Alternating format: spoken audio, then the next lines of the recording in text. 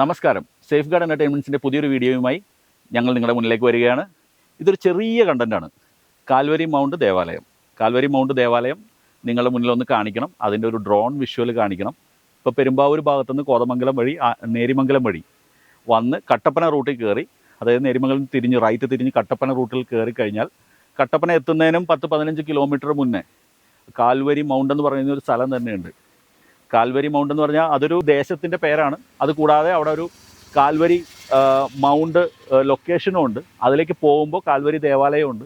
ആ ദേവാലയം നിങ്ങളുടെ മുന്നിലേക്കൊന്ന് ജസ്റ്റ് ഞങ്ങൾക്കൊന്ന് പരിചയപ്പെടുത്തണമെന്ന് തോന്നി. വളരെ പ്രകൃതി രമണീയമാണ് ഈ സ്ഥലം. നിങ്ങൾക്ക് നോക്കിയറിയാം. അതിൻ്റെ പുറകിലോട്ട് നോക്കിക്കഴിഞ്ഞാൽ അതാ ഇടുക്കി ഡാം റിസർവോയറിൻ്റെ മറ്റൊരു വശമാണിത്.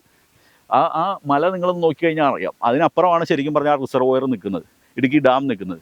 അതിൻ്റെ പശ്ചാത്തലത്തിൽ അതിൻ്റെ എന്താ പറയണേ, ഒരു മലയ്ക്ക് അടിവാരത്തിലായിട്ട് ഒരു വളരെ മനോഹരമായൊരു ദേവാലയം, ക്രിസ്ത്യൻ ദേവാലയം ഞങ്ങൾ നിങ്ങളുടെ മുന്നിൽ പ്രദർശിപ്പിക്കുകയാണ്.